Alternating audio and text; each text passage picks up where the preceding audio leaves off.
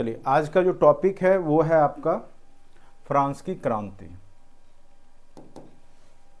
France की क्रांति में हम लोग मेन रूप से उसके कारण और परिणाम के स्तर को ही देखते हैं और किस प्रकार से इसने पूरे विश्व इतिहास को प्रभावित किया उसको भी हम लोग देखेंगे। ठीक है, तो आप लोग अच्छे से समझने का प्रयास कीजिएगा।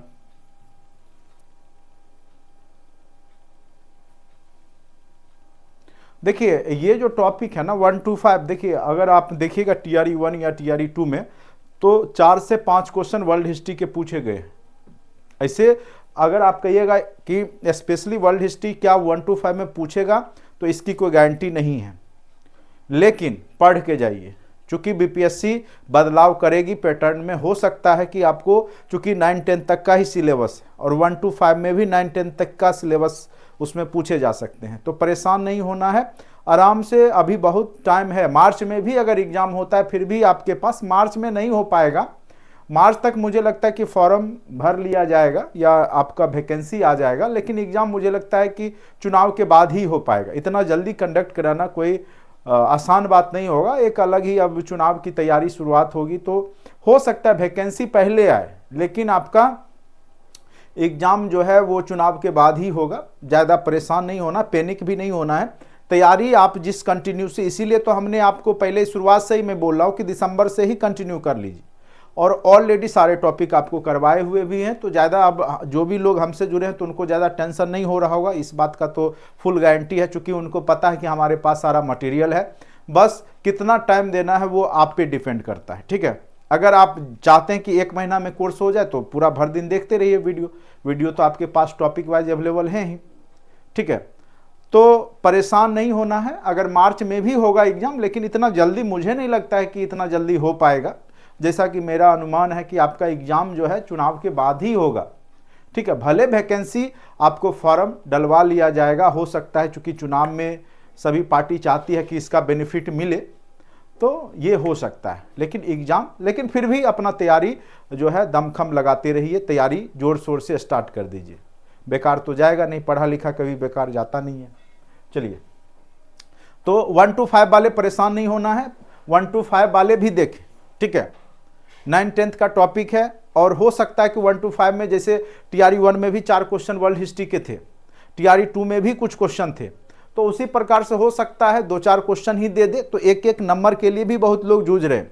बहुत लोग का डेट ऑफ बर्थ में भी छूटा है। हमारे बहुत सारे स्टूडेंट हैं जिनका डेट ऑफ बर्थ पे भी रिजल्ट रुका हुआ था, वेटिंग लिस्ट का इंतजार में थे, लेकिन अब तो उम्मीद ही नहीं है। तो एक नंबर महत्वपूर्ण होगा, इसलिए अभी टाइम है तो पढ़ लीजिए। क्या है, अभी आधा घंटा में फ्रांस की क्रांति समाप्त हो जाएगा, आधे घंटे के बाद सारा क्वेश्चन आप लोग खुद बना लीजिएगा, और अभी 6 to 8 में जितने भी क्वेश्चन पूछे गए, अभी लास्ट में आपको दिखाएंगे भी, देखिए क्या क्या क्वेश्चन पूछे गए थे, और सारा क्वेश्चन आप लोग खुद जवाब दे दीजिएगा, हमको बताने की आवश्यकता नहीं होगी। ठीक है, तो जो पढ़ाने का तरीका है, अगर आप सही तरीका से पढ़ते हैं तो कहीं आपको कोई दिक्कत नहीं होगा। चलिए, अब यहाँ पर हम लोग जो टॉपिक है वो है फ्रांस की क्रांति। आप लोग ये टॉपिक बचपन में पढ़े होंगे, 9th क्लास में, याद होगा या भूल गए होंगे, क्योंकि वर्ल्ड हिस्ट्री लोग बार बार रिवीजन नहीं कर पाते हैं। जैसे आधुनिक इतिहास है, ये सब बार बार कंपटीशन में भी पढ़ा जाता है, लेकिन विश्व इतिहास बहुत कम, ना के बराबर क्वेश्चन पूछे जाते हैं, इसलिए बहुत कम ही लोग जो है विश्व इतिहास को रिपीट करते रहते हैं। ठीक है, तो यहाँ पर जो है भूमिका के रूप में हम लोग देखेंगे क्या है कि जो फ्रांस की क्रांति है वो विश्व इतिहास की युगांतकारी घटना मानी जाती है। और इससे पहले आपको पता होगा कि अमेरिकी क्रांति हुई, और अमेरिका में जो क्रांति हुई थी उसको करवाने के लिए फ्रांस की भी सेना गई थी। चूंकि ब्रिटेन और फ्रांस के बीच में कांटे की टक्कर है, उपनिवेशवाद की लड़ाई है, ब्रिटेन और फ्रांस के बीच में सप्तवर्षीय युद्ध हुआ था 56 से 63, 1756 से 63 के बीच में, तो उसमें फ्रांस हार गया था, तो फ्रांस को भी बदला लेना था। तो जब अमेरिका और ब्रिटेन के बीच में जब लड़ाई होता है तो फ्रांस क्या करता है, अपनी सेना अमेरिका की तरफ से भेज देता है लड़ाई करने के लिए। जब उसकी सेना अमेरिकी क्रांति में पार्टिसिपेट करती है, अमेरिकी लोगों को उसके अधिकार को दिलाती है, तो कहीं ना कहीं जो सेना जाती है वहां पे युद्ध के लिए अमेरिकी क्रांति में, तो उसके अंदर भी एक बदलाव आता है कि क्यों ना हम अपने देश में भी यही व्यवस्था लागू करें। ठीक है, और वो जब लौट के आती है तो अपने यहाँ भी परिवर्तन करना शुरू कर देती है, और साथ साथ बहुत सारे वहाँ पे विद्वान भी हो चुके हैं फ्रांस में, जो कि लोगों को प्रभावित करना शुरू कर दिए। ठीक है, तो इसी एवज में यहाँ पे क्रांति आपको दिखाई देगी। क्रांति मतलब होता है आमूलचूल परिवर्तन। कोई जरूरी नहीं कि उसमें युद्ध होगा, मारपीट होगा, लड़ाई होगा, ऐसी कोई बात नहीं कि क्रांति का मतलब लड़ाई होता है या युद्ध होता है। ठीक है, क्रांति मतलब होता है बदलाव। तो यहाँ फ्रांस में बदलाव देखने को मिलेगा। जो यहाँ पे निरंकुश राजतंत्र है वो समाप्त होगा, और निरंकुश राजतंत्र के जगह पर एक नया, जो कह सकते हैं कि एक वहां पे व्यवस्था स्थापित होता है। इससे तो राजतंत्रात्मक व्यवस्था ही स्थापित हो जाता है, लेकिन फिर भी बदलाव की प्रक्रिया यहाँ पे होती है। क्योंकि ये बहुत बड़ा चैप्टर है, कोई छोटा टॉपिक नहीं है। फ्रांस की क्रांति के बाद भी जैकोबियन दल आ जाता है, फिर वहाँ पे नेपोलियन बोनापार्ट आ जाता है, फिर बराबर क्रांति होते रहते, फिर आगे चल के, बहुत आगे चल करके जब फ्रांस में लोकतंत्र की स्थापना होती। ठीक है, लेकिन यहाँ पे जो पुरातन व्यवस्था है, जो लुई 14वां जो कह रहा था कि मैं ही राज हूँ, लुई 16वां कहता है मेरी इच्छा ही कानून है, मैं जो बोलता हूँ वही कानून हो जाता है। तो इस तरह की जो वार्तालाप हो रही है राजा और जो प्रजा के बीच में, वो यहाँ समाप्त देखने को मिलेगा। कुछ शक्ति यहाँ पे प्रजा को भी प्राप्त होती है। फ्रांस की क्रांति मेन रूप से समानता, स्वतंत्रता और बंधुत्व की लड़ाई है। फ्रांस की क्रांति का नारा भी है। तो ये सब भी क्वेश्चन आपके एग्जाम में पूछे जाते हैं। तो यहाँ पर समझेंगे कि फ्रांस की क्रांति है क्या। ठीक है, तो फ्रांस की क्रांति विश्व इतिहास की एक युगांतकारी घटना मानी जाती है। याद रखिएगा, फ्रांस की क्रांति क्या है? विश्व इतिहास की एक युगांतकारी घटना है, जिसने कि जो यूरोप था उसका पुरातन व्यवस्था को समाप्त करके एक नई लोकतांत्रिक व्यवस्था लाने का प्रयास किया है। ठीक है, जो यूरोप में यानी फ्रांस में जो एक राजतंत्र की व्यवस्था थी, ठीक है, जो फ्रांस में राजतंत्र की व्यवस्था थी उसको समाप्त कर, पुरातन व्यवस्था को समाप्त करके नई व्यवस्था लाने का यहाँ पर जो वहाँ की जनता है, बुद्धिजीवी वर्ग है, जो बुजुर्गा वर्ग है, उसका प्रयास है ये। ठीक है, चलिए अब देखिए ये क्रांति हुई कब? तो याद रखिएगा, जो फ्रांस की क्रांति होती है वो 1789 ईस्वी में होती है। फ्रांस की क्रांति कब होती है? तो 1789 ईस्वी में फ्रांस की क्रांति होती है। ठीक है, और इसके पीछे क्या कारण है? तो इतना जान लीजिए, कोई भी क्रांति एकाएक नहीं होती है। 1857 की क्रांति एकाएक नहीं हुई थी, या भारतीय स्वतंत्रता संग्राम ही एकाएक नहीं हुआ था, बल्कि लंबे समय से अंग्रेजों ने जो शोषणकारी नीति अपनाई थी, आर्थिक, सामाजिक, राजनीतिक रूप से जो अंग्रेज शोषण कर रहे थे, उसके परिणाम स्वरूप आपके यहाँ भी, चाहे आपका संथाल विद्रोह हो, जनजातीय विद्रोह हो, चाहे 1857 की क्रांति हो, चाहे भारत छोड़ो आंदोलन हो, तो सबके पीछे अगर देखिएगा तो एक लंबा इतिहास जुड़ा होता है। तो फ्रांस में भी जो क्रांति हुई कोई एक दो दिन के कारण से नहीं हुआ, या कोई एक कारण से, बहुत सारे कारण मिल करके यहाँ पे क्रांति में परिवर्तित हुई है। ठीक है, तो 1789 में फ्रांस की क्रांति हुई थी। याद रखिएगा, ये आपके एग्जाम में क्वेश्चन पूछ सकता है कि फ्रांस की क्रांति कब हुई थी। तो याद रखना है कि फ्रांस की क्रांति 1789 ईस्वी में हुई थी, 1789 ईस्वी में। ठीक है, चलिए यहाँ पर क्या है वो देखिए। हुई क्रांति के पीछे वर्षों से चली आ रही शोषणकारी निरंकुश राजतंत्र। निरंकुश मतलब जिसपे कोई अंकुश ना हो, राजा स्वेच्छाचारी हो, अपने मन की बात करे, जो इच्छा करे वही करे, जो बोले वही कानून बन जाए। तो इस तरह का यहाँ पे जो राजतंत्र की स्थापना हो चुकी थी, जो कि लोगों को क्रांति के लिए मजबूर कर दिया। लोग क्रांति जल्दी करना चाहते नहीं है, लेकिन मजबूरी में जब उनको लगता है, जब वो रोटी के लिए, मकान के लिए, आज़ादी के लिए तत्पर होते हैं, तब जाके वहां पे क्रांति होती है। ठीक है, तो यहां पर जो लोगों का जो आर्थिक, सामाजिक, राजनीतिक हर एक तरीका से जब शोषण हुआ, जब लोगों को रोटी तक नसीब नहीं आने लगी, तब उन्होंने यहां पे क्रांति किया था, फ्रांस की क्रांति। ठीक है, चलिए इसके पीछे कई कारण थे, उसको देखेंगे। फ्रांस की क्रांति के पीछे कौन कौन से महत्वपूर्ण कारण हैं, उसके कारण को जानेंगे। कारण के रूप में क्रांति के जो कारण हैं उसको देखिएगा।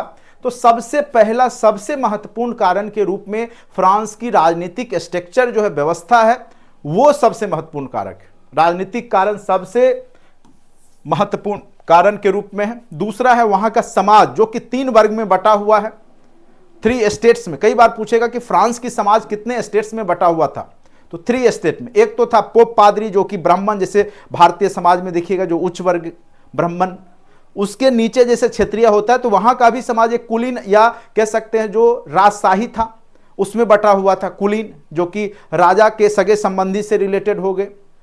और तीसरा जो था स्टेट, उसमें जो जैसे दार्शनिक हो गए, बुद्धिजीवी वर्ग हो गए, कार्मिक हो गए, श्रमजीवी हो गए, मजदूर हो गए, वो सब तृतीय स्टेट में आते थे। पादरी पूजा कराने के काम करते थे, जो यहाँ के कुलीन है वो प्रशासन देखते थे, और सारा टैक्स कौन देता था? तो तृतीय स्टेट, जो कि मजदूर वर्ग का है, श्रमजीवी वर्ग का है।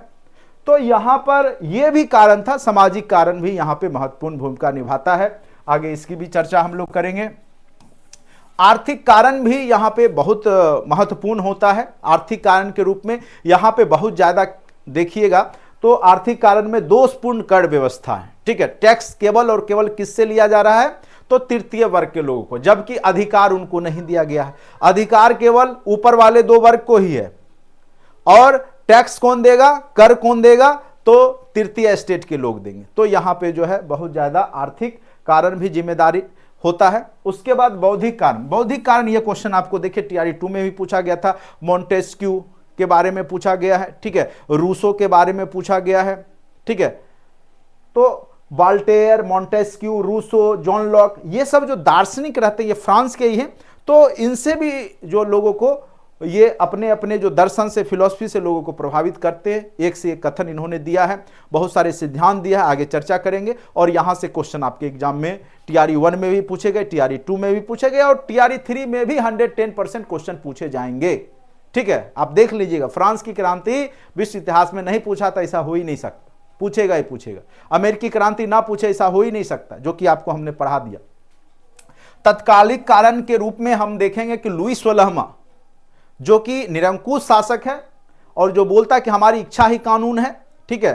तो इस तरीका का जो अयोग्य व्यक्ति है और केवल खर्चा कर रहा है, बरसाई के महल में रहा है, शीश महल में रह रहा है, उसको जनता से कोई लेना देना नहीं है, ऐसो आराम की जिंदगी जी रहा है। तो ये जो भ्रष्ट लुई 16वां है, तो ये भी एक महत्वपूर्ण कारक था, और तत्कालिक कारक के रूप में यही जाना जाता है। कौन? तो लुई 16वां की अयोग्यता, जो अयोग्य था, बिल्कुल अयोग्य था, शासन से उसको कोई मतलब लेना देना नहीं था, अपने शीश महल में ऐसो आराम की जिंदगी जीता था, ठीक है। तो ये सब सभी कारण मिल करके फ्रांस की क्रांति को जन्म दे दिया। तो अगर पूछेगा कि फ्रांस की क्रांति किन में से कौन कारण नहीं था, तो सबसे जरूरी है कि आपको पता हो कि फ्रांस की क्रांति का कारण क्या था। क्या पता हो कि फ्रांस की क्रांति का कारण क्या था, ठीक है। उम्मीद करते हैं कि आप लोग को क्लास अच्छा लग रहा होगा, समझ में भी आ रहा होगा।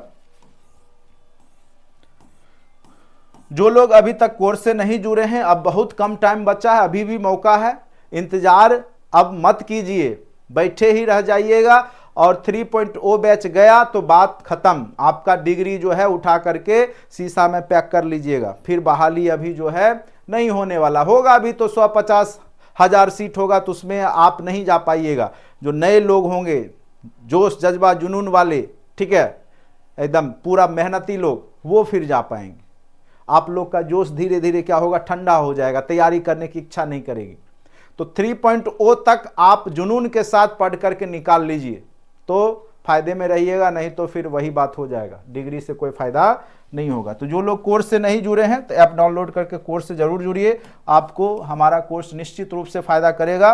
और जो भी लोग 6 to 8 में जुड़े, या 1 to 5 में, या 9 10th में, तो लगभग लोग सफल हो ही गए हैं।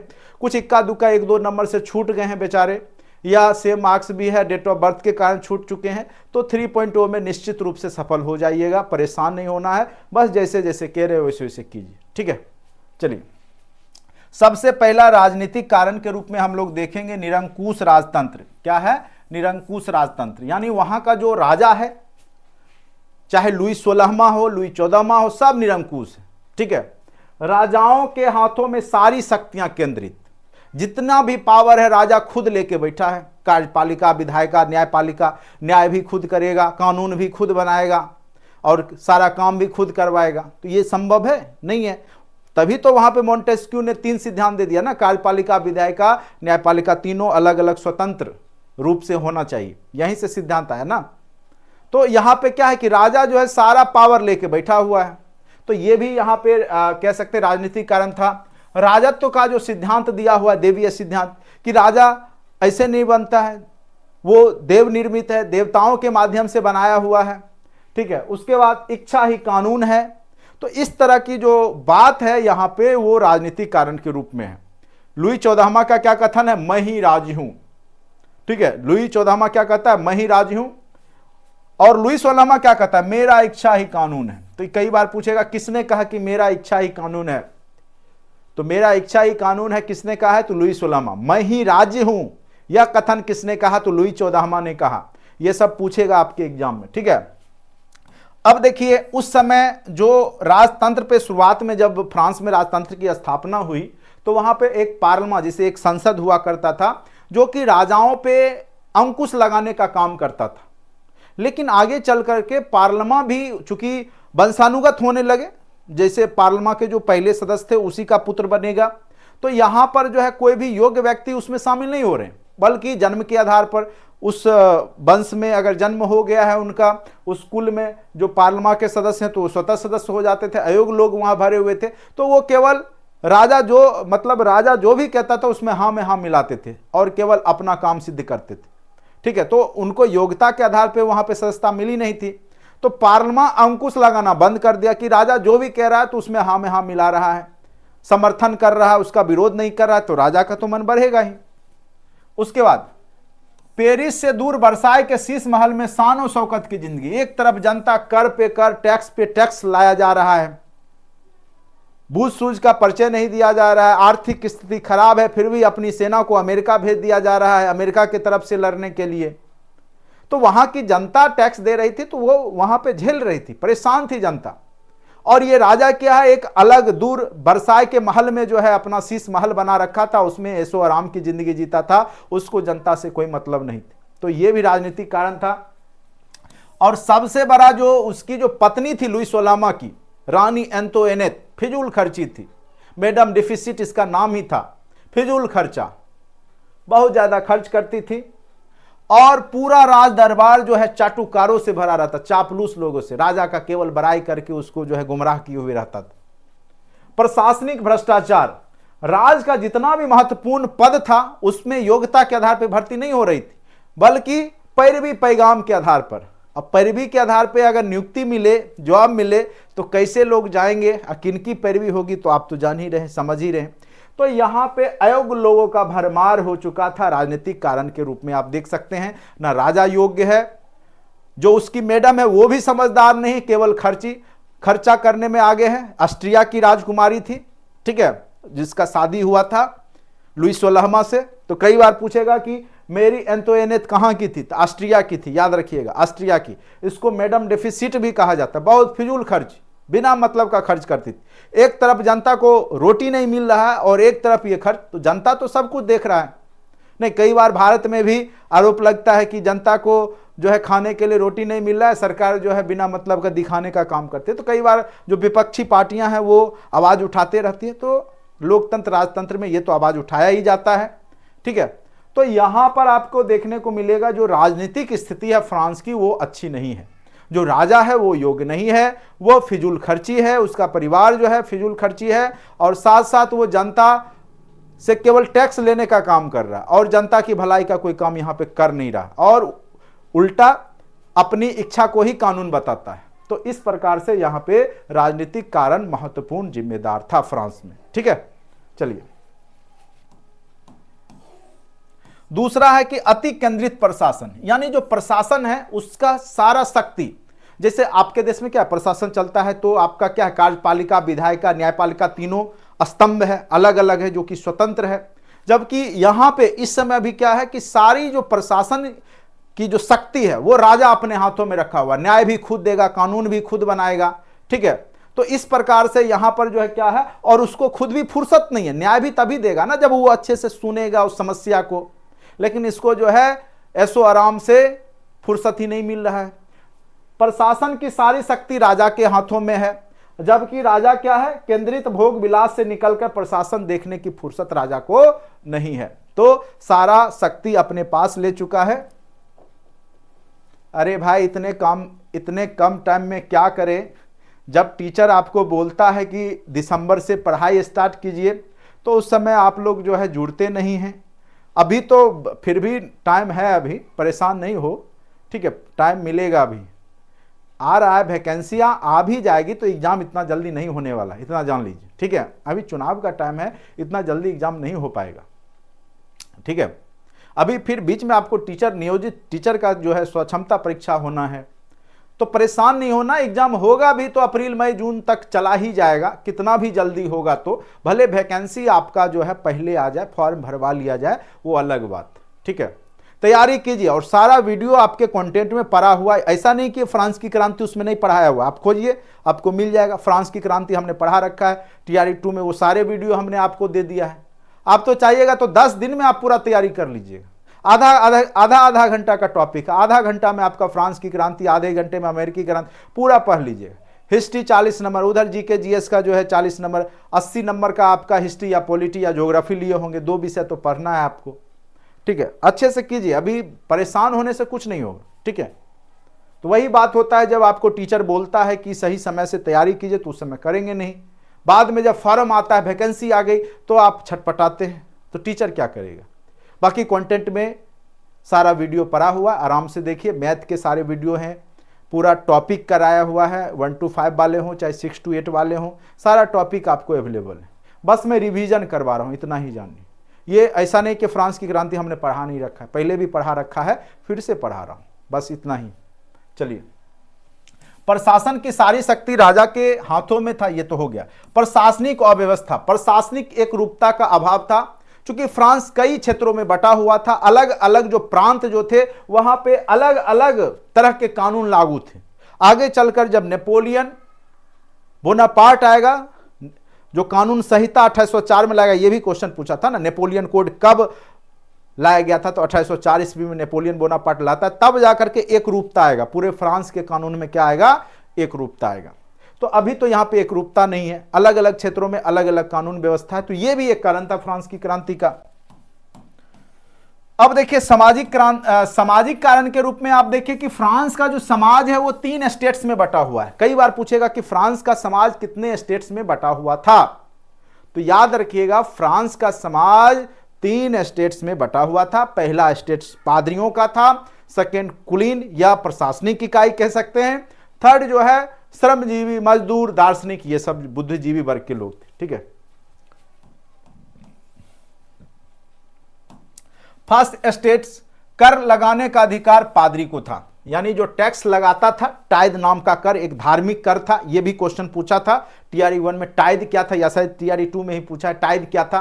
तो एक प्रकार से धार्मिक कर था, जो कि पोप पादरियों के द्वारा फ्रांस की जनता, जो तृतीय स्टेट के लोग हैं, उससे वसूली किया जाता था।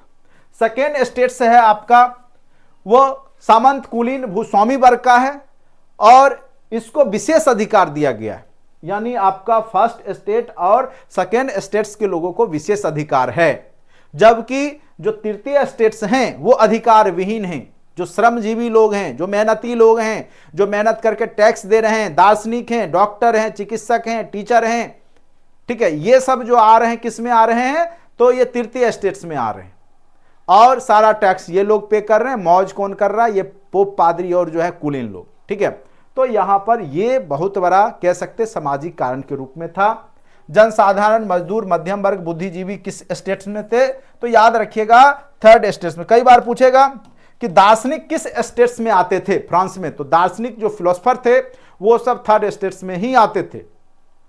जो राजा था, कुलीन जो थे, वो सेकेंड स्टेट्स में, पोप, पादरी सबसे नंबर 1 फर्स्ट स्टेट्स में आते थे, ठीक है। चलिए, यहां पे क्वेश्चन जो आपको पूछा भी गया था, आपको याद होगा, जो लोग बैठे होंगे उनको याद होगा, नहीं याद होगा तो क्वेश्चन एनालिसिस जरूर किया कीजिए, उससे अभी मैं करवाऊंगा, टाइम मिलेगा तो अभी ऑब्जेक्टिव भी करवाऊंगा, और फिर जो आपके एग्जाम में क्वेश्चन पूछे गए 6 to 8 में, वो भी मैं आपको दिखाऊंगा। देखिए यहां से कौन कौन सा क्वेश्चन आपसे फ्रांस की क्रांति से पूछे गए थे, ठीक है। अभी क्लास के लास्ट में बने रहिएगा, अंतिम तक बने रहिएगा। चलिए, उसके बाद देखिए यहां पे क्या, पादरी, टाइद कर वसूली। जो टाइद नाम का जो कर था, वो टाइद नाम का जो कर था वो कौन वसूली कर रहा है, तो पोप, पादरी वसूली कर रहे हैं। टाइद नामक कर कौन वसूली कर रहे हैं, पोप, पादरी। ये क्वेश्चन पूछा हुआ, एक प्रकार का धार्मिक कर था। चलिए, कुलीन वर्ग जो वहां का है वो प्रशासन देख रहा है, सेना, न्यायिक अधिकारी, ठीक है, ये सब का जो काम है और उसी के लिए कुछ शब्द बन के आए थे, माय लॉर्ड। अभी भी जब प्रशासनिक इकाई, जब यहाँ पे माय लॉर्ड, अभी भी आप देखते होंगे जब न्यायिक कार्य होता है तो माय लॉर्ड उनको बोला जाता है, जो चीफ जस्टिस होते हैं माय लॉर्ड, या जज साहब को माय लॉर्ड कहा जाता। तो एक सम्मानित भाषा है वहाँ पे, जैसे हम लोग यहाँ बोलते हैं श्री या श्रीमान बोलते हैं ना, जैसे माननीय मुख्यमंत्री जी, तो उसी प्रकार से वहाँ पर माय लॉर्ड, योर ग्रेस जैसे शब्द का प्रयोग किया जाता था। प्रतिष्ठा दिया जाता था समाज में, किसको? तो प्रशासनिक जो लोग हैं, सेना है या न्यायिक अधिकारी हैं, तो वहीं से ये शब्द है माय लॉर्ड। ठीक है, तो इस प्रकार से याद रखिएगा, फ्रांस की क्रांति से ही और फ्रांस के ही जो कुलीन वर्ग के लोग थे उनके लिए माय लॉर्ड का शब्द का प्रयोग किया जाता था। सर्वसाधारण वर्ग के अंतर्गत किसान आते थे, सारा कर का बोझ इनके ऊपर था। टाइद जो कर था पोप पादरियों के द्वारा जो लिया जाता था वो इन्हीं को चुकाना पड़ता था। नमक और तंबाकू पर भी टैक्स देना होता था। उसके बाद एक महत्वपूर्ण कारण है आर्थिक कारण। आर्थिक जो अर्थव्यवस्था है वो सुचारू रूप से नहीं चल रहा था, दोषपूर्ण व्यवस्था थी। क्या था? आर्थिक जो व्यवस्था था वहां का अर्थव्यवस्था वो दोषपूर्ण था। पादरी पूजा कराते थे, कुलीन युद्ध और जनता कर देती थी। फ्रांस में पादरी का क्या काम था? पूजा करते थे, कुलीन युद्ध करते थे और जनता टैक्स देती थी, बस यही होता था। कर वसूली, कर निश्चित नहीं था, इच्छा अनुसार बढ़ाया जाता था, जिससे जितना मन हुआ उससे उतना टैक्स बांध दिया जाता था। व्यापारिक जो वहां पर था एक गिल्ड व्यवस्था थी, जो कि अगर कोई व्यापारी दूसरे एरिया में जाता था तो व्यापार नहीं कर सकता था, गिल्ड व्यवस्था थी। ठीक है, यानी एक क्षेत्र का व्यापारी दूसरे क्षेत्र में जाके व्यापार नहीं कर सकता था। ठीक है, जैसे होता है ना कि बाहुबली सामंती व्यवस्था, उसी प्रकार से कि हम अपने क्षेत्र में तुमको व्यापार करने नहीं देंगे। एक बंद अर्थव्यवस्था टाइप का था सिस्टम, अवरोधक था, गिल्ड व्यवस्था था, यानी एक क्षेत्र का व्यापारी दूसरे क्षेत्र में जाके व्यापार नहीं कर सकता था, यह व्यवस्था था। बेकारी की समस्या थी, जो ही आपका रोजगार बंद है, बंद अर्थव्यवस्था है, तो बेकारी बेरोजगारी तो होगा ही। सैनिकों में असंतोष था, समय पर उनको सैलरी नहीं दिया जाता था, और ऊंचे पद पर योग्यता के आधार पर नहीं बल्कि किसके आधार पर? तो पैरवी के आधार पर, पैरवी पैगाम होता है ना, उसके आधार पर पदोन्नति होती थी। उच्च पदों पर केवल, और जो उच्च पद थे वहां के वो केवल कुलीन वर्ग जो प्रशासनिक इकाई के वंशज हैं, वंशावली में हैं, तो उन्हीं को वो पद दिया जाता था। जो वहां की जो राजा का या राज परिवार से जुड़े लोग हैं, कुलीन लोग हैं, उन्हीं को जो है ऊंचा वाला पोस्ट दिया जाता था। जनसामान्य लोग जो है ऊंचे पद के अधिकारी नहीं बन सकते थे। तो ये व्यवस्था फ्रांस में थी, जो कि आर्थिक कारण के अंतर्गत आप इसको पढ़ सकते हैं। उसके बाद बौद्धिक कारण, यहां से भी देखिए आपको 6 to 8 में क्वेश्चन पूछा गया था। अगर आपको याद होगा, अगर आप लोगों में से कुछ लोग बैठे होंगे उनको पता होगा, यह पूछा था कि इनमें से कौन से लोग फ्रांस की क्रांति से जुड़े हुए दार्शनिक हैं या फ्रांस से जुड़े हुए दार्शनिक हैं। ऑप्शन दे दिया था मोंटेस्क्यू, वोल्टेयर, रूसो। आंसर क्या हो जाता? इनमें से सभी। क्या हो जाता? इनमें से सभी। लेकिन तभी पता चलता जब आप पढ़ के जाते, जबकि हमने पहले से ही, ऐसा नहीं कि ये नोट्स अभी हमने बनाए, ये TRE 1 से ही मैं पढ़ा रहा हूँ, TRE 2 में भी पढ़ाया हूँ और TRE 3 में भी आप लोग को पढ़ा रहा हूँ। यही क्वेश्चन आपको पूछा था। जो क्वेश्चन पूछा है वो आपको हम सामने में रख के दिखाएंगे। अभी क्वेश्चन भी चर्चा होगा जब लास्ट में क्लास करेंगे, उसके बाद क्वेश्चन भी दिखाएंगे आपको क्या क्या पूछे गए। दार्शनिकों ने फ्रांस के जनमानस को झकझोर दिया। जो वहां के फिलोसफर हैं उन्होंने फ्रांस की जनता को क्या किया है? जागरूक कर दिया है। जैसे वहां का एक सबसे महत्वपूर्ण जो विचारक हैं, थिंकर है, मोंटेस्क्यू। 1689 से 1755 का कार्यकाल है इनका, मतलब जन्म से मृत्यु तक का जो समय पीरियड है। राज एवं चर्च की कटु आलोचना किया है इन्होंने, राज एवं चर्च का आलोचना किया है, और शक्ति के पृथ्वीकरण का सिद्धांत दिया। यह क्वेश्चन कई बार पूछा गया है कि शक्ति का पृथ्वीकरण का सिद्धांत किसने दिया है? TRE 1 में भी पूछा गया था। ठीक है, शक्ति का पृथ्वीकरण का जो सिद्धांत है वो मोंटेस्क्यू ने दिया है। यानी कार्यपालिका, विधायिका, न्यायपालिका तीनों स्वतंत्र होना चाहिए, तीनों अलग अलग होना चाहिए और स्वतंत्र होना चाहिए। ठीक है, तो कार्यपालिका, विधायिका और न्यायपालिका में जो शक्ति का बंटवारा होना चाहिए, नहीं कि तीनों शक्ति एक ही व्यक्ति के पास आ जाए। यह कथन किसका है? मोंटेस्क्यू का, शक्ति का पृथक्करण, याद रखिएगा। उसके बाद दूसरा वोल्टेयर, यह भी जो है प्रबुद्ध निरंकुश शासन में विश्वास, ऐसे इनका जो है बुद्धिमान अगर कोई व्यक्ति निरंकुश भी है तो उसके शासन में इनका विश्वास था। और इनका कहना था 100 चूहों की अपेक्षा एक सिंह का शासन उत्तम है। ठीक है, ऐसे इंडिया और जो है इसको लेकर के कई बार इस तरह की भाषा का प्रयोग जो है विपक्षी पार्टियों के द्वारा किया जाता है आपस में कि 100 चूहों की अपेक्षा एक सिंह का शासन उत्तम है। ठीक है, चलिए मैं पार्टी या पॉलिटिक्स पे नहीं जाऊंगा या ना ही किसी पार्टी का नाम लूंगा, लेकिन इस तरह की विचारधाराएं आप सुनने को आपको मिलेगा कि ये सब कथन लोग बोलते हैं। तो ये सब कथन जो है वो इतिहास से जुड़ा हुआ है। वॉल्टेयर का कहना है कि 100 चूहों की अपेक्षा एक सिंह का शासन उत्तम है। इस तरह का भ्रष्ट चर्च पर कड़ी चोट किया किसने? तो वॉल्टेयर ने, जो चर्च व्यवस्था है उसका विरोधी है, लेकिन प्रबुद्ध निरंकुश शासक का ये समर्थक है वॉल्टेयर। ठीक है, यानी अगर कोई शासक बुद्धिमान है तो इसका समर्थन कर रहा है कौन? वॉल्टेयर, याद रखिएगा। लेकिन जो पोप पादरी का शासन है, चर्च का जो शासन है, उसका ये विरोध करता है कौन? वॉल्टेयर, याद रखिएगा। उसके बाद जय जॉक रूसो का, जय जॉक रूसो ऐसे पूरा नाम है इसका, तो रूसो भी आप लोग जानते होंगे रूसो। और इसी ने यह भी कथन टीआरई 1 में पूछा था कि मनुष्य स्वतंत्र पैदा हुआ है पर वह हर जगह जंजीरों से जकड़ा हुआ है, वह हर जगह जंजीरों से जकड़ा हुआ है। यह कथन किसका है? तो यह कथन रूसो का है। ठीक है, याद रखिएगा। अब आते हैं रूस की क्रांति होने के पीछे जो वैश्विक घटनाएं हैं वो भी जिम्मेदार है। उससे पहले 1688 ईस्वी में इंग्लैंड में गौरवपूर्ण क्रांति हो चुकी है। आप लोग को पता होगा 1688 ईस्वी में यूरोप पे गौरवपूर्ण जो क्रांति हुई थी उसका भी प्रभाव यहाँ की जनता को पर है। उसके बाद 1689 में जो अधिकारों की घोषणा हुई थी ब्रिटेन में, उससे भी प्रभावित हैं ये लोग। अमेरिकी स्वतंत्रता संग्राम जो हो चुका है इससे पहले, उससे भी ये लोग प्रभावित हैं 1774 की घटना से। और तत्कालिक कारण तो लुई 16वां जो है वो क्या करता है कि अयोग्य रहता है। लुई 16वां क्या है? अयोग्य है। और तत्कालिक कारण के रूप में जो है इसको भी हम लोग कारण के रूप में पढ़ते हैं। ठीक है, तो ये सभी कारण जिम्मेदार हैं। कारण के स्तर को आपने देखा। अब घटना को हम लोग क्रमबद्ध तरीके से देखेंगे। जो फ्रांस की क्रांति है उसकी शुरुआत कैसे होगी, ठीक है, क्रमबद्ध तरीके से पढ़ेंगे कि इसकी क्रांति की शुरुआत कैसे होगी वो देखिए। 5 मई 1789 ईस्वी को जो तीनों स्टेट्स है, प्रथम स्टेट्स, सेकेंड और तृतीय, द्वितीय तृतीय, तीनों स्टेट्स में 300 लोग प्रतिनिधि थे। ठीक है, 300 प्रथम और सेकेंड में थे और 600 लोग प्रतिनिधि थे तृतीय स्टेट्स में। लेकिन तीनों को एक वोट देने का अधिकार था। स्वाभाविक सी बात है, प्रथम और द्वितीय स्टेट्स मिल जाते थे, 2 वोट दे देते थे। और तीसरा बेचारा जो है एक ही वोट था लेकिन 600 प्रतिनिधित्व था तो वो हार जाता था। कोई भी योजना जो आता था वो ये प्रथम और द्वितीय स्टेट्स के लोग ही अपना जो है समर्थन करके उसको लागू करवा देते थे। लेकिन इनमें जब जागरूकता आई तो तृतीय स्टेट्स के लोगों ने कहा कि हम जो संख्या बल है, जो प्रतिनिधि है, सभी प्रतिनिधि अपना अपना वोट करेंगे। यानी आपके पास भी 600 प्रतिनिधि है, हमारे पास भी 600 प्रतिनिधि है।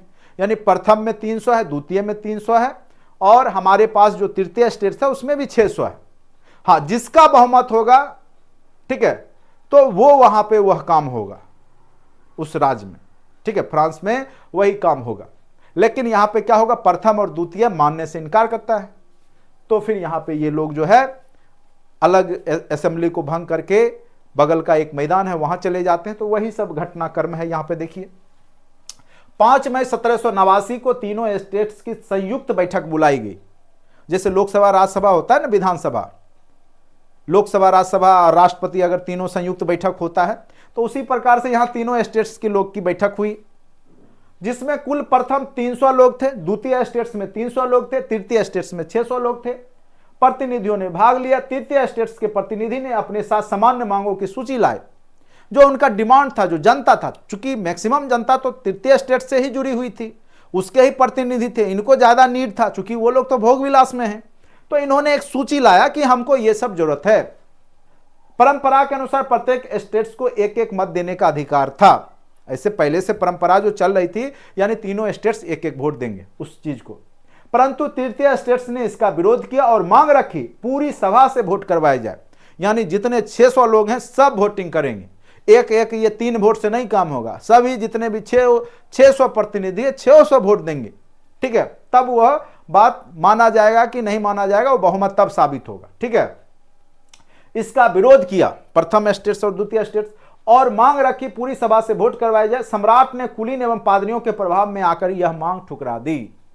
सम्राट बोला ये नहीं होगा, इस तरीका का जो पहले से चल रहा है वही होगा, एक एक वोट का अधिकार है, तो एक मतलब जो प्रथम स्टेट द्वितीय और तृतीय एक एक वोट ही देगा, ये अलग अलग प्रतिनिधि वोट नहीं करेंगे। और इस मांग को वहां का जो शासक है लुई 16वां वो ठुकरा देता है।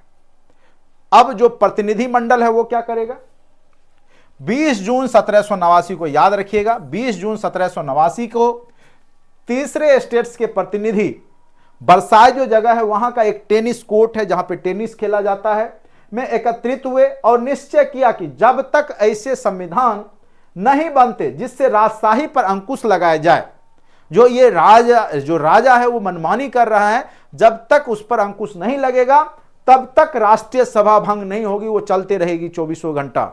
यानी जो प्रतिनिधि है वो यहाँ पे शामिल रहेंगे, एक जाएंगे दूसरे आएंगे, लेकिन यह सभा चलते रहेगी। इस तरह का जो है वहां पे टेनिस कोर्ट में इन्होंने आयोजन कर दिया, ठीक है, कि राजा पे अंकुश लगना चाहिए और लगेगा, क्योंकि जनता तो जो बहुमत वाली जनता तो यही है, जनसामान्य लोग तो यही हैं, तृतीय स्टेट्स के ही। राष्ट्रीय सभा में संविधान का प्रारूप तैयार करना प्रारंभ कर दिया गया, उन्होंने अपना संविधान बनाना शुरू कर दिया। उस समय फ्रांस की स्थिति भयावह हो गई और लोगों को भोजन तक मिलना मुश्किल हो गया। ये स्थिति आ गई फ्रांस में जब वह सभा एक जगह एकत्रित होकर बना रहा है, चूंकि वहां पे जो पोप पादरी है, जो राजा वर्ग है, कुलीन वर्ग है, वो तो इसका विरोध कर रहा है। सारा जो है रोटी जो है सब बंद हो जाता है, लोगों को मिलना मुश्किल हो गया। लोगों ने क्या किया, भूख क्या नहीं करवाता है, तो लोगों ने लूटपाट करना शुरू कर दिया। और सम्राट ने क्या किया कि अपनी सेना को जो है पेरिस जाने को आज्ञा दे दिया कि जो लूटपाट हो रहा है या जनता है उसको जो है वहां पर कंट्रोल किया जाए। इससे उत्तेजित होकर के लोगों ने एक जनसेना का गठन किया, क्योंकि अब लड़ाई जनता और सेना के बीच में होगी। तो जनता जो है, तृतीय प्रतिनिधि जो है स्टेट्स, इसने क्या किया, एक जन सेना का गठन कर दिया, मतलब जनता ही सेना के रूप में संगठित हो गई। और 14 जुलाई 1789 को क्या हुआ, जब जानते ही हैं, क्योंकि अब कंट्रोल से बाहर होगा, क्योंकि जनता यहां पे हथियार उठाएगी, जनता सेना में शामिल हो गई है, तो जहां तहां तोड़ फोड़ स्टार्ट हो जाएगा और किसी के बस की बात नहीं होगी कि अब वो कंट्रोल कर ले, ठीक है। भीड़ ने क्या किया कि वहां का एक बास्तिल का किला था जहां पे बहुत सारे कैदियों को फ्रांस के जो राजतंत्र व्यवस्था जो थी वो उसको कैदी को बना करके रखते थे। बास्तिल एक प्रकार का क्या कह सकते हैं, कैद खाना था, वहां पर जो है कैदियों को रखा जाता था, ठीक है। तो यहां की जनता ने सबसे पहले क्या किया, वह बास्तिल का किला को ढा दिया, तोड़ दिया और वहां जितने भी कैदी थे उसको स्वतंत्र कर दिया, ठीक है, और कैदियों को रिहा कर दिया गया। तो यह घटना बास्तिल का जो पतन है, यही फ्रांस की क्रांति 14 जुलाई 1789 में, इधर गए थे ना माननीय हमारे प्रधानमंत्री जो गए थे फ्रांस के जो पैरेड में, 14 जुलाई को ही होता है ना, 14 जुलाई के ही दिन होता है वहां फ्रांस में पैरेड होता है, ठीक है। तो 14 जुलाई 1789, चूंकि इसी दिन इन्होंने जो है जनता ने जो है वहां का किला जो राजा का ढा करके, यानी ये एक सिंबल के रूप में स्वतंत्रता दिवस के रूप में मनाया जाने लगा 14 जुलाई को फ्रांस में। तो 14 जुलाई 1789 की जो घटना है बास्तिल के पतन से ही यहाँ पे फ्रांस में कह सकते हैं स्वतंत्रता दिवस के रूप में मनाया जाता है 14 जुलाई 1789 को, क्योंकि वहां की आम जनता ने जो राजा का जो कैद खाना है, जो कह सकते हैं जेल है, उसको बास्तिल का जो किला है उसको तोड़ करके वहां से कैदियों को रिहा कर दिया। तो ये भी क्वेश्चन आपके एग्जाम में पूछे जा सकते हैं। अब आते हैं आगे चल करके 4 अगस्त 1789 को राष्ट्रीय सभा की बैठक हुई जिसमें सामंती व्यवस्था समाप्त कर दी गई, चर्च के विशेष अधिकार समाप्त कर दिए गए, जो चर्च पोप पादरी का शासन है अब समाप्त हो गया। चर्च की भूमि और अन्य संपत्तियां जो थी चर्चों के पास वो जब्त कर ली गई। लेकिन अब कहानी बाकी है, थोड़ा सब्र कीजिए। लेकिन जो शासन स्टार्ट होता है वो भी बेहतर नहीं होता है, वो और आतंक का राज स्थापित हो जाएगा। किसके द्वारा? तो जैकोबियन दल के द्वारा। रॉब्सपियरे जो कि वहां का एक कह सकते क्रांतिकारी नेतृत्व करता है, पुनः 27 अगस्त 1789 को मानव एवं नागरिकों के अधिकारों की घोषणा कर दी गई, जिसमें समानता, स्वतंत्रता, कई बार पूछेगा समानता, स्वतंत्रता, बंधुत्व किस क्रांति की देन है, तो याद रखिएगा फ्रांस की क्रांति। घोषणा कर दी गई जिसने समानता, स्वतंत्रता, संपत्ति की सुरक्षा तथा अत्याचारों से मुक्ति अधिकारों को नैसर्गिक और आहरणीय माना गया। यानी जो नई सरकार आएगी उसने कहा कि लोगों को समानता, स्वतंत्रता और उनकी संपत्ति की रक्षा की जिम्मेदारी हमारी होगी, वो नैसर्गिक अधिकार है वहां के लोगों का, ये सब उनको मिलना चाहिए। चलिए यहां तक तो ठीक है। 1791 ईस्वी में राष्ट्रीय सभा जो वहां का है, नेशनल असेंबली के द्वारा फ्रांस के लिए एक नया संविधान बनाया गया। तो कई बार पूछेगा कि फ्रांस का संविधान कब बन करके तैयार हुआ, तो 1791 ईस्वी में कब बन के तैयार हुआ, तो याद रखिएगा फ्रांस का जो संविधान है, पूछ सकता है फ्रांस की क्रांति कब हुई, तो 14 जुलाई 1789। लेकिन अगर पूछे कि फ्रांस में संविधान कब बनाया गया, नया संविधान, तो 1791 ईस्वी में। निरंकुश राजतंत्र के स्थान पर राजतंत्र ही बनेगा, लेकिन संवैधानिक राजतंत्र। पहले क्या, निरंकुश राजतंत्र, स्वेच्छाचारी राजा है, लेकिन अब संवैधानिक राजतंत्र की स्थापना हुई।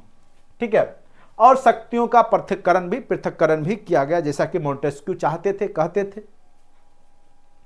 1791 ईस्वी में संविधान की व्यवस्था से असंतोष बढ़ रहा था, लेकिन जो जनता की मांग थी वो पूरा नहीं हो रहा है। संवैधानिक राजतंत्र आ गया, लेकिन जनता को जो अधिकार चाहिए, जो जनता की मांग है, वो पूरा नहीं हो रहा है। संवैधानिक जो राजतंत्र की व्यवस्था स्थापित तो हुई, लेकिन और भी असंतोष बढ़ रहा था। यानी फ्रांस की जनता ये संवैधानिक राजतंत्र से भी खुश नहीं थी।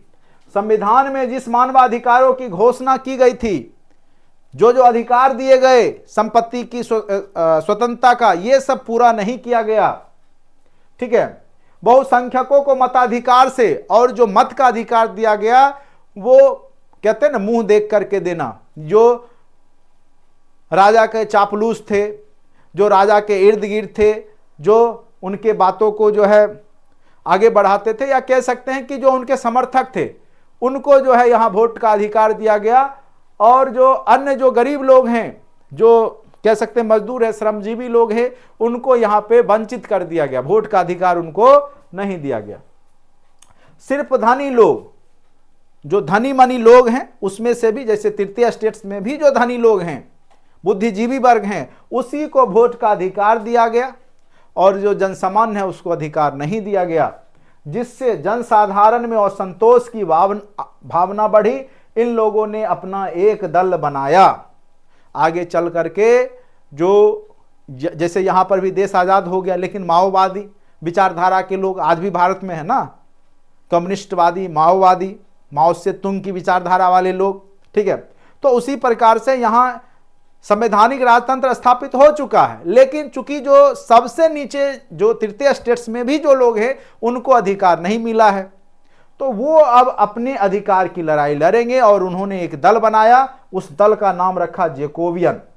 और इस क्लब के सदस्य समाज के निम्न तबके से आते थे, जो कि सबसे निम्न तबका है उससे जुड़े हुए थे जैकोबियन के सदस्य। ठीक है, जैसे दुकानदार, कारीगर, मजदूर। आगे चल करके जैकोबियन दो भागों में बट गया। एक जीरोथिस्ट उदारवादी था और दूसरा था जैकोबियन उग्रवादी। ठीक है, 1793 ईस्वी में जैकोबियन दल का राजतंत्र, जो संवैधानिक राजतंत्र है, उस पर कब्जा हो गया। रॉबस्पियर, जो कि जैकोबियन का नेतृत्व करता था, इसने राजा पर देशद्रोह का मुकदमा चला दिया। किस पे? तो लुई 16वां पे। और सार्वजनिक रूप से भरी सभा में राजा और रानी को गिलोटीन, जो सूली है, उस पर लटका दिया गया। ठीक है, चढ़ा करके मौत की सजा दे दी गई। तो रॉबस्पियर आतंक की राज की स्थापना कब कर देता है? तो 1793 ईस्वी में, जो कि जैकोबियन दल से जुड़ा हुआ है, जो कि तृतीय स्टेट्स के ही जो निम्न समुदाय के लोग हैं, उनसे यह समाज से, निम्न समाज से ये जैकोबियन दल बना था। ठीक है, और गिलोटीन पे लटका करके जो राजा रानी है, मैरी एंतोइनेट, मैडम डेफिसिट जिसको कहा गया, और लुई 16वां, दोनों को फांसी पे लटका दिया, गिलोटीन पे लटका दिया जाता है। और 1793 के बीच में जो है वहां की स्थिति और भयावह हो जाती है। यानी ये जो है रॉबस्पियरे वो अपना विरोधी को पकड़ पकड़ के गिलोटीन पे लटका रहा है, पकड़ पकड़ के जो भी इसका विरोध कर रहा है उसको गिलोटीन पे लटका दे रहा है। जो भी विरोध कीजिएगा तुरंत जो है ये होता है। ठीक है, चलिए इसके आगे हम नहीं जाएंगे, राजनीतिक मुद्दा हो जाता है कोई भी चीज। तो राज स्थापित किया, उसके दमनात्मक नीति के कारण कन्वेंशन के अंदर ही जो दमनात्मक नीति है, तो जो कन्वेंशन है, जो सभा है, उसके अंदर ही इसका विरोध होने लगा। क्योंकि इस तरीका की जो लोग हैं वो स्वीकार नहीं कर रहे हैं कि पकड़ पकड़ के जो है उसको गिलोटीन पे लटकाना, फांसी दे देना, इस तरह की घटनाएं बहुत ज़्यादा आम हो गई। तो लोगों ने ही विरोध करना शुरू कर दिया। जो कन्वेंशन के लोग थे, जो इसके सदस्य थे, इन्होंने ही इसका विरोध करना शुरू कर दिया और उन्होंने एक योजना बनाई। इसी का जो साथी लोग ही था, योजना बनाया और इसको गिरफ्तार कर लिया। और 92 साथियों के साथ 28 जुलाई 1794 को जो रॉबस्पियरे है, जो आतंकी राज स्थापित किया है जैकोबियन दल का, इसी को पकड़ करके गिलोटीन पे लटका दिया गया। ठीक है, गया काम खत्म, टाटा बाय बाय। नहीं, तो ये भी जो रॉबस्पियरे का भी जो है काम समाप्त हो गया। कब? तो जब ये आतंकी राज स्थापित किया तो इसी के लोगों ने ही मिलकर के इसको सजा दे दी। क्योंकि यह किसी का नहीं था, ये अपने दल को भी अगर कोई लगता था कि कोई विरोध करने वाला है या करेगा तो उसको पहले ही जो है ये फांसी पर लटका देता था। तो इसका जो पार्टी है कन्वेंशन, उसमें भी इसका विरोध हुआ और जो है जैकोबियन का जो रॉबस्पियरे है इसको फांसी पर लटका दिया गया। अब उधर से जब स्थिति नाजुक हुई तब तक उधर नेपोलियन बोनापार्ट आ जाता है। ठीक है, 1795 से 99 डायरेक्टरी का शासन हुआ वहां, और डायरेक्टरी के बाद जो है नेपोलियन बोनापार्ट का उदय हो गया। कुछ दिन तक 1795 से 99 तक फ्रांस में डायरेक्टरी, एक टीम था डायरेक्टरी का, डायरेक्टर्स का एक टीम था, वो शासन व्यवस्था देख रहा था। तो उसके माध्यम से शासन हुआ। फिर आगे चल करके नेपोलियन बोनापार्ट वहां पे उदय हो जाता है। जब डायरेक्टरी से भी समस्या नहीं सुलझी, जनता जब खुश नहीं हुई डायरेक्टरी के शासन से भी, तो नेपोलियन ने इस स्थिति का लाभ उठाया, फायदा उठाया और कुछ सैनिक अधिकारियों के साथ मिलकर के नवंबर 1799 में डायरेक्टरी का तख्ता पलट कर दिया। यानी डायरेक्टरी व्यवस्था को समाप्त कर दिया और खुद का शासन स्थापित कर दिया। किसने? नेपोलियन बोनापार्ट ने। और यही क्वेश्चन आपको याद कीजिए पूछा था, ऐसा नहीं कि अभी हमने इसको येलो किया है, आप पहले से ये नोट्स में येलो किया हुआ है। 1804 ईस्वी में नेपोलियन कोड लागू हुआ। यही क्वेश्चन आपको पूछा गया था टीआरई में। नेपोलियन कोड कब लागू किया गया था? 1804 ईस्वी में। ठीक है, और फ्रांस का सम्राट बन गया कौन? Napoleon Bonaparte. और पुनः राजशाही स्थापित हुई, लेकिन आगे चल करके यह था साम्राज्यवादी विस्तार करना चाह रहा था, लेकिन 1815 में वाटरलू का युद्ध में यह हार जाता है और यहां पे संधि हुई और फिर यहां पे समाप्त हो जाता है। और 1830 और 48 में फिर छोटे मोटे क्रांतियां फ्रांस में होते रही। तो इस प्रकार से फ्रांस की राजनीति में यहां पे आप देखिएगा कि जो पुरातन व्यवस्था है वो यहां पे समाप्त हो जाता है और एक संवैधानिक व्यवस्था का निर्माण फ्रांस में हो जाता है। ठीक है, अब देखेंगे फ्रांस की क्रांति के परिणाम क्या हुए। जो जो कारण था उसमें बदलाव हो जाएगा। सामंती व्यवस्था, जो पुरातन व्यवस्था है वो समाप्त हो जाएगा। जो पहले से राजतंत्र है, राजशाही व्यवस्था है, वो समाप्त हो जाएगा। राजतंत्र की समाप्ति हो जाएगी। प्रशासनिक चेतना का विकास होगा, राजनीतिक चेतना का विकास होगा, राष्ट्रीयता की भावना लोगों में उदय होगा, व्यक्ति का महत्व बढ़ेगा। नेपोलियन बोनापार्ट जैसे व्यक्तित्व का यहां पे कह सकते हैं महत्व बढ़ेगा। समानता, स्वतंत्रता और बंधुत्व की भावना का उदय होगा। नागरिक स्वतंत्रता की स्थापना होगी। धार्मिक स्वतंत्रता की स्थापना होगी, चूंकि पोप पादरियों पे शिकंजा कस दिया गया। समाजवाद का यहां से आरंभ हो जाएगा। फ्रांस की क्रांति से ही अब सोशलिज्म आप देखिएगा धीरे धीरे स्टार्ट हो जाएगा। शैक्षणिक व्यवस्था में भी परिवर्तन आएगा। जो मीट्री प्रणाली है, व्यापारिक प्रणाली लागू हो जाएगी। वाणिज्य व्यापार की वृद्धि होगी। नेपोलियन का कानून संग्रह यहां पे लागू होगा। नया राष्ट्रीय कैलेंडर आएगा। उसके बाद बाह्य प्रभाव के रूप में सामंती व्यवस्था यूरोप से समाप्त हो जाएगी। आगे चल करके इटली का एकीकरण हो जाएगा। मुसोलिनी, हिटलर मुसोलिनी के बारे में आपने पढ़ा होगा नहीं? या नहीं, इटली का तो एकीकरण, वो तो क्रांति है। ये आपका जो इटली का एकीकरण भी बताएंगे, आपका जर्मनी का एकीकरण आगे चल करके बिस्मार्क वगैरह जर्मनी के तहत, ठीक है। तो ये सब आपको जो जैसे यहाँ काउंट काबूर हो गया, ठीक है, उस सब के बारे में, इटली का एकीकरण एक टॉपिक है आपका, पढ़ाया जाएगा अगला, ठीक है। उसके बाद यहाँ पे जर्मनी पे प्रभाव होगा, जर्मनी के 300 जो राज्य हैं, ठीक है, जर्मनी का एकीकरण इससे संबंधित है, आगे चैप्टर पढ़ाएंगे। पोलैंड, जो संयुक्त पोलैंड की तस्वीर यहाँ पे सामने आएगी। इंग्लैंड पर भी प्रभाव होगा, इंग्लैंड में रिफॉर्म एक्ट आएगा, वहां भी संसद में सुधार किए जाएंगे। भारत पर भी प्रभाव होगा। मैसूर का जो शासक है टीपू सुल्तान, वो फ्रांस से बहुत ज्यादा प्रभावित होता है, फ्रांस की क्रांति से। और देखिए यहां पे लिखा हुआ है मैसूर के शासक, कई बार पूछेगा फ्रांस की क्रांति से सबसे प्रभावित व्यक्ति कौन थे भारत के उस समय के, कह सकते हैं तो शासक मैसूर का शासक टीपू सुल्तान ने प्रभावित होकर अंग्रेजों की सत्ता का विरोध किया और समानता, स्वतंत्रता और जनवादी अधिकार फ्रांस की स्वतंत्रता संग्राम की ही महत्वपूर्ण विरासत बन गई। इस प्रकार हम पाते हैं कि फ्रांस की क्रांति ने एक युग का अंत कर दूसरे युग का आरंभ कर दिया। प्रजातंत्र, राष्ट्रवाद, समाजवाद, व्यक्ति का महत्ता, स्वतंत्रता, नागरिक अधिकारों की सुरक्षा की भावना जैसे महत्वपूर्ण ज्ञान पूरे विश्व को दिया। तो उम्मीद करते हैं कि यहां तक आप लोग को अच्छे से समझ में आ गया होगा। अब जो ऑब्जेक्टिव सेशन है उसको आप लोग यहां पे बता सकते हैं कि फ्रांस की क्रांति, चलिए बताइए, आप लोग आंसर लिखना शुरू कर दीजिए, ठीक है।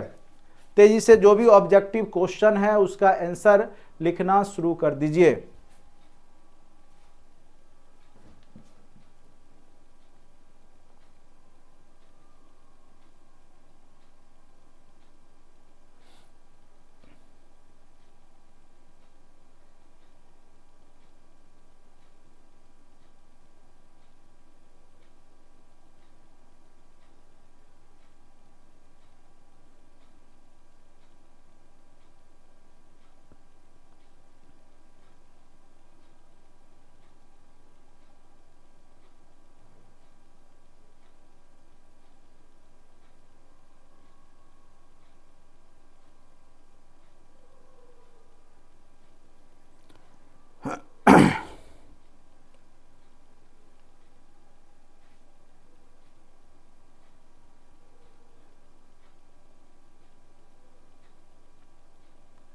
चलिए लिखना, सब लोग आंसर देना शुरू कर दीजिए।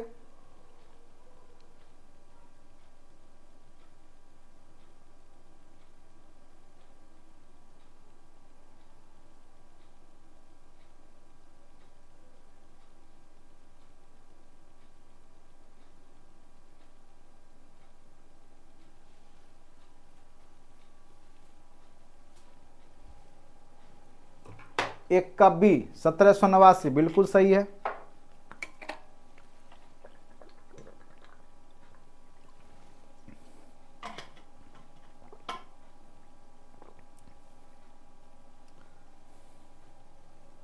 दो का सी बिल्कुल सही है।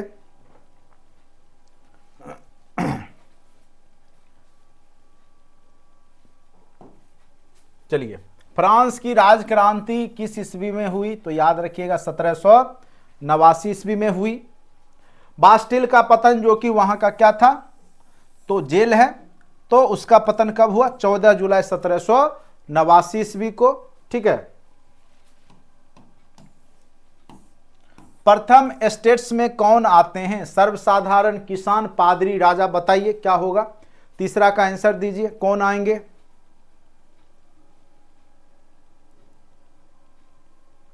चलिए, पादरी बिल्कुल सही जवाब है। आप ही लोग जवाब दे रहे हैं, हम नहीं बताएंगे। अब आप लोग खुद दनादन दीजिए, ठीक है। पादरी। द्वितीय स्टेट्स में कौन आते थे बताइए? पादरी, कुलीन, राजा, मध्यम वर्ग।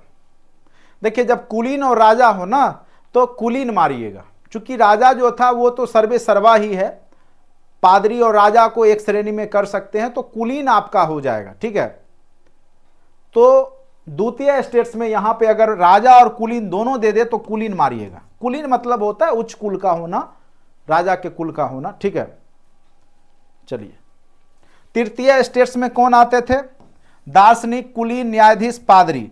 तो दार्शनिक जो थे वो तृतीय स्टेट्स में थे, जो दार्शनिक थे फिलोसफर सब वो तृतीय स्टेट्स में थे। विश्व कोश के संपादक, ये क्वेश्चन पूछा हुआ है तो याद रखिएगा दिदरो हैं। विश्व कोश के संस्थापक कौन है, ये क्वेश्चन याद कीजिए, मुझे लगता है पूछा है टीआरई, जो आगे क्वेश्चन अभी दिखाएंगे शायद ये आपका 9, 10th या 11, 12 में ये क्वेश्चन पूछा हुआ है। विश्व कोश के जो रचनाकार हैं, मुझे जहां तक की याद है, बाकी क्वेश्चन तो भूल जाता हूं मैं भी क्या पूछा था, लेकिन आप लोग देखे होंगे तो याद होगा। ये क्वेश्चन था विश्व कोश के संपादक कौन थे, ठीक है। तो इसका आंसर क्या हो जाएगा, दिदरो। जेकोबियन दल का प्रसिद्ध नेता, अभी तुरंत हमने बताया था रॉबस्पियरे, उसका पूरा नाम था मैक्समिलियन रॉबस्पियर। पियरे भी रहता है, रॉबस्पियर या पियरे रहेगा तो याद रखिएगा। तो जेकोबियन का प्रसिद्ध नेता यही था जिसको गिलोटीन पे बाद में इसी के कन्वेंशन के लोगों ने लटकाया था। स्वतंत्रता, समानता और बंधुत्व का नारा किस क्रांति में दिया गया, बताइए, बार बार चर्चा किए हैं, किस में दिया गया, तो फ्रांस की क्रांति में दिया गया था। अब देखिए यही क्वेश्चन अभी, मानव और नागरिकों के अधिकारों की घोषणा कब की गई, चलिए बताइए। अभी तुरंत हमने जब थ्योरी पढ़ाया था तो उसमें चर्चा किया था, बताइए क्या होगा इसका आंसर।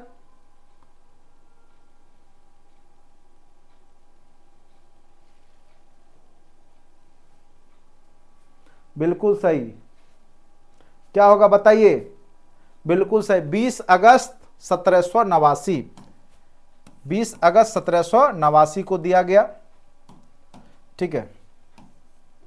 ये शायद आंसर की में थोड़ा मिस्टेक हो गया तो थोड़ा सुधार लीजिएगा, 20 अगस्त 1789 कर लीजिएगा। शक्ति के पृथक्करण का सिद्धांत का प्रतिपादन किसने किया, शक्ति का पृथक्करण याद कीजिए, किसने दिया है शक्ति का पृथक्करण,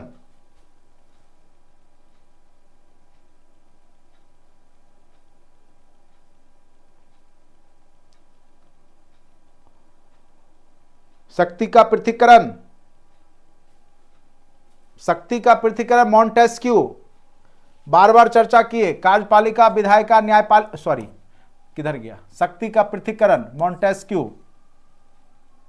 ठीक है, याद रखिएगा। शक्ति का पृथक्करण का सिद्धांत किसने दिया है, मॉन्टेस्क्यू ने। द सोशल कॉन्ट्रैक्ट बताइए किसका लिखा हुआ है, द सोशल कॉन्ट्रैक्ट बताइए,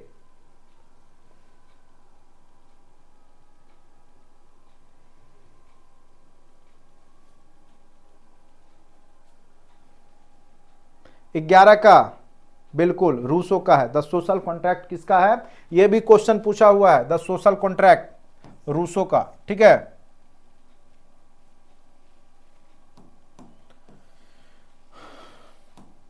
नेशनल असेंबली के लिए मतदान का अधिकार दिया गया था तो केवल जो सक्रिय नागरिक थे, ठीक है, सक्रिय नागरिकों को ही दिया गया था, केवल सभी नागरिकों को नहीं दिया गया था, जो वहां बुजुर्गा वर्ग थे, बुद्धिजीवी वर्ग थे, उसी को दिया गया था, ठीक है। तो राज परिवार नहीं दे सकते हैं केवल, चूंकि वहां पे जो बुद्धिजीवी वर्ग है, जो सक्रिय लोग थे, उसको दिया गया था, अभी हमने चर्चा किया था, सक्रिय लोग हो जाए। 1789 की क्रांति के बाद फ्रांस में किस प्रकार की शासन व्यवस्था स्थापित हुई, पहला तो इतना जान लीजिए कि था तो एक प्रकार से निरंकुश राजतंत्र तो समाप्ति हुआ था, उदार तानाशाही, सैनिक तानाशाही ये भी नहीं, गणतंत्र व्यवस्था कह सकते हैं, ठीक है, चूंकि यहां पे जो है गणतंत्रात्मक व्यवस्था की शुरुआत यहां पर देखने को मिलती है, ठीक है। यही क्वेश्चन है नेक्स्ट क्वेश्चन जो आपके एग्जाम में, टीआरई के एग्जाम में पूछा गया था। नेपोलियन कोड किस वर्ष लागू किया गया था, तो याद रखिएगा जो नेपोलियन कोड है वो 1804 ईस्वी में लागू किया गया था। नेपोलियन कोड कब लागू किया गया था, तो 1804 ईस्वी में, ठीक है।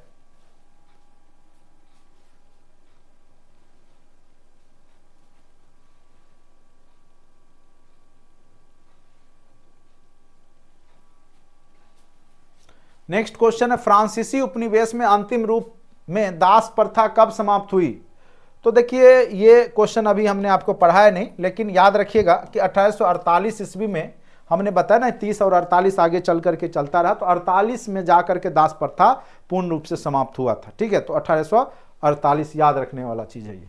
फ्रांस की क्रांति के पूर्व फ्रांस के शैक्षणिक व्यवस्था पर किसका अधिकार था? जैसे यहाँ पे ब्राह्मण लोग थे, पंडित लोग थे, उसी प्रकार वहां पे जो चर्च था उसी का अधिकार था वहां की जो शिक्षा व्यवस्था है उसके लिए। तो चर्च का, किसका था? तो चर्च का। 17, 18, 19 क्वेश्चन बनाइए, तो आसान सा क्वेश्चन है। 17, 18, 19 बनाइए।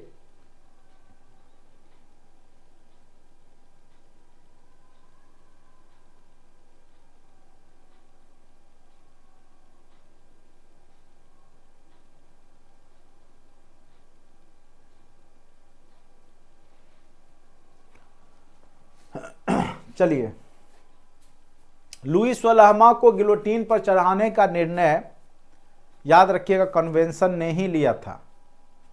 और कन्वेंशन ने ही जो आगे चल करके रॉबेस्पियरे है उसको भी गिलोटीन पे चढ़ाया था। तो कन्वेंशन याद रखिएगा, कन्वेंशन। 17 का हो जाएगा आपका बी, 17 का क्या हो जाएगा? बी हो जाएगा। ठीक है, बिल्कुल सही है आप लोग का। फ्रांस की क्रांति का प्रभाव भारत के किस राजा पर पड़ा? तो अभी तुरंत हमने बताया, मैसूर का राजा क्या था? टीपू सुल्तान शासक था। मैसूर जो कर्नाटक है, टीपू सुल्तान पे प्रभाव पड़ा था, याद रखिएगा। फ्रांस की क्रांति का जो प्रभाव भारत में किस शासक पे पड़ा या किस राजा पे पड़ा? तो याद रखिएगा टीपू सुल्तान। ठीक है, चलिए नेक्स्ट क्वेश्चन है वॉल्टेयर। तो वॉल्टेयर एक लेखक थे, गणितज्ञ नहीं है, ना ही वैज्ञानिक हैं वो, ना ही शिल्पकार हैं, एक राइटर हैं, एक लेखक हैं। विचारक रहता तो वो भी लिख सकते थे, थिंकर, विचारक, दार्शनिक। चलिए, तो लेखक। रूसो किस सिद्धांत का समर्थक करता था? तो जनता की इच्छा का। जनता जो इच्छा चाहती है उसके हिसाब शासन हो, तो जनता की इच्छा। ठीक है, रूसो का सिद्धांत का जो समर्थन है वो जनता की इच्छा से ही है।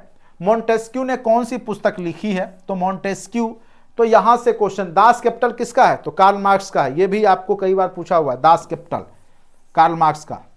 सामाजिक संवेदना, विधि की आत्मा, ये याद रखिएगा, विधि की आत्मा, ये शायद क्वेश्चन पूछा हुआ है, टीआरई में ही पूछा गया है, शायद 11, 12 या किसी में पूछा है। विधि की आत्मा मोंटेस्क्यू की रचना है। ठीक है, विधि की आत्मा मोंटेस्क्यू की रचना है, याद रखिएगा, कई बार पूछा हुआ ये क्वेश्चन। मोंटेस्क्यू कौन सा पुस्तक लिखा है? तो याद रखिएगा विधि की आत्मा, बिल्कुल सही है। दास कैपिटल याद रखिएगा कार्ल मार्क्स। कार्ल मार्क्स समाजवादी का बाइबिल इसको कहा जाता है, पूछ सकता है, कार्ल मार्क्स का है दास कैपिटल। फ्रांस की क्रांति के समय वहां का राजा कौन था? तो लुई 16वां कौन था? याद रखिए, फ्रांस की जब क्रांति हुई थी उस समय वहां का शासक कौन था? तो लुई 16वां था, याद रखिएगा। ठीक है, फ्रांस की क्रांति के समय वहां का शासक कौन था? तो लुई 16वां, याद रखना है आपको, कौन था? तो लुई 16वां था।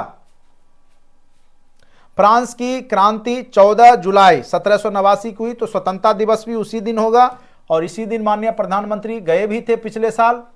ठीक है, फ्रांस की जो परेड होता है बास्तिल का परेड, उसमें शामिल भी हुए थे। तो 14 जुलाई को ही मनाया जाता है। क्यों मनाया जाता है, कहानी हमने बता ही दिया।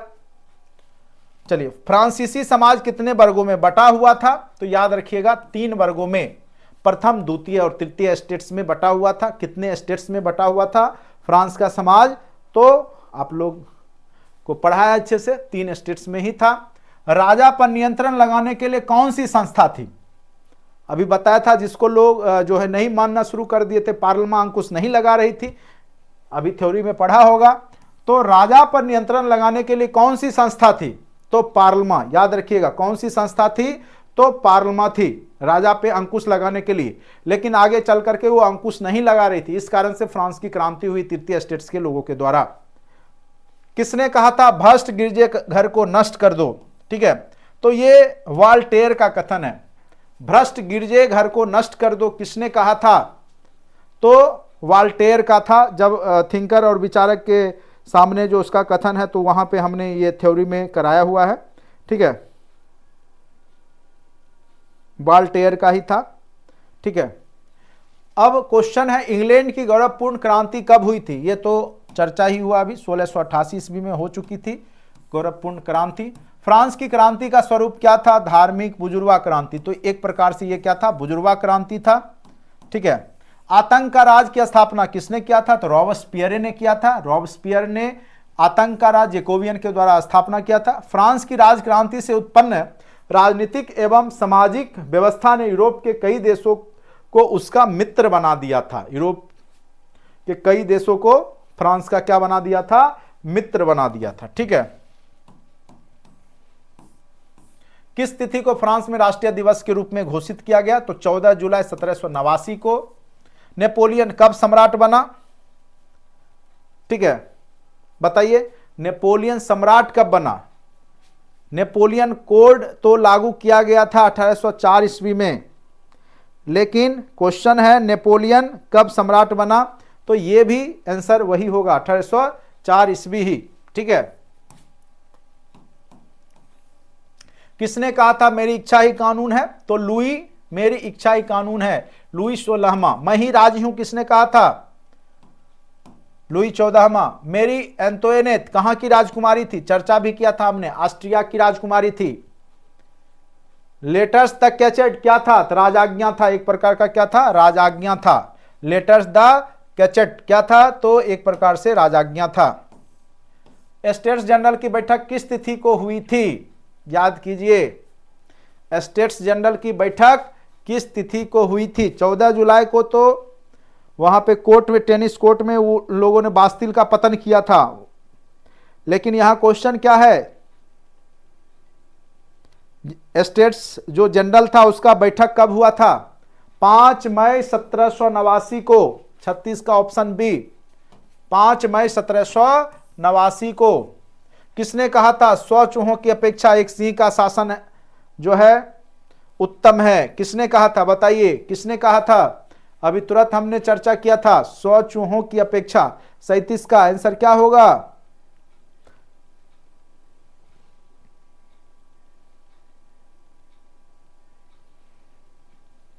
बिल्कुल सही, वाल्टेयर ने कहा था 100 चूहों की अपेक्षा एक सिंह का शासन उत्तम है। ठीक है, वाल्टेयर ने कहा था। फ्रांस में सबसे ज्यादा करों का बोझ किस पर था? कौन सबसे ज्यादा कर दे रहे थे? साधारण जनता, जो आम जनता थी वही टैक्स देने का काम करती थी। सम्राट लुई 16वां को किस तिथि को फांसी दी गई? ठीक है, अब बताइए किस तिथि को फांसी दे दिया गया? जैकोबियन। और 93-94 में ही यहाँ पे शासन जो होता है जैकोबियन का, आतंक का राज होता है। अब अंदाजा लगाइए क्या आंसर होगा? 21 जनवरी 1793 ईस्वी को लटकाया गया था वहां मेरी एंटोइनेट और लुई 16वां को गुलेटिन पर। रूसो की प्रसिद्ध पुस्तक का क्या नाम था? The social contract. ये क्वेश्चन पूछा हुआ है, पूछ सकता है। The social contract.